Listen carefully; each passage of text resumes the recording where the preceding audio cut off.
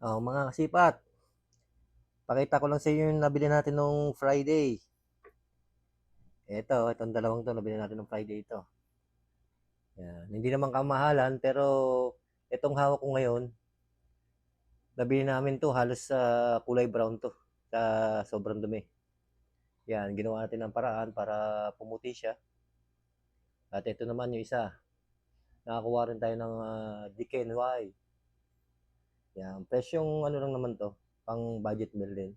Hindi naman gaano kataasan ng presyo, pero at least nakuha natin kung gaano kaganda niya, no? DKNY. Yan, nalinisan na rin natin yan. Pero yung itong isa, yung Sana all. kulay puti, talagang sobrang dumi niyan. Makikita nyo dito sa last video natin.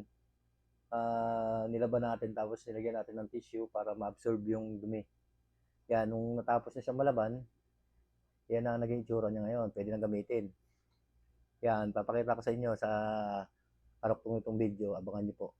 Tapusin niyo hanggang huli, mga kasipat. Yan, para mayroon din kayo ng idea kung paano paputiin yung sapatos. Yan, di ba? Sayang din. Kasi katulad yan, nakuha natin pares branded na sapatos. Yan, tsaga-tsaga lang taga sa ukay, di ba? Isipin mo, hindi ka makakuha basta ng ganyan pag ano. Kung low budget ka lang, kung bibili ka sa mga mall. Sa ukay-ukay, makukuha mo na yung mga ganyang sapatos. Talagang tsagaan lang talaga. Dahil minsan maganda rin yung nag-aabang-abang ka sa mga budget meal. At least, konting linis lang din yun. Mapapaganda mo ng gusto. Kita nyo, paldo ka dyan. Sa sapatos na yan. Pwede na gamitin. Halos bago na. Diba? Yan, okay daw. Sabi ni Kasipat. Ito kayo. Bibigyan ko lang kayo ng tips kung paano diskarte sa sa pagpapaputi ng sapatos. Yan, nilaban na namin kahapon yan. Yan, pag nilaban nyo siya, gagawin nyo lang, balutan nyo lang ng tissue para ma-absorb niya yung yung katas. Yan, nabili namin to kahapon sa Harad. So, yan. Ganda na ng swelas na ito. So, nagmukhang bago na siya, oh. Yan, kahapon ang kulay nito halos brown. Sobrang dumi. Yan, silipin natin ng konti. Yan, tuyo na, oh. Kasi sobrang init dito sa Saudi. Yan. Yan, oh, di ba?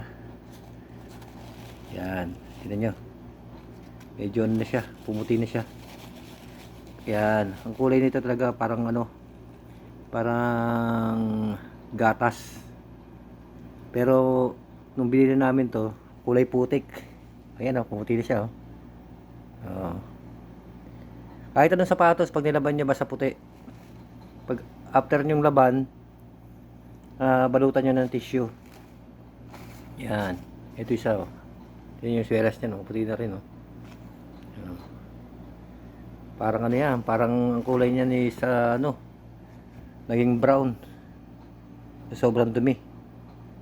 Yan ang tip dyan para isang number 1 na tip sa pag nakakabili kayo sa mga ukay-ukay at ang kulay ay kulay chocolate na, yan ang magiging diskarte nyo. After yung laban, bibilad nyo sa harap, balutan yung tissue.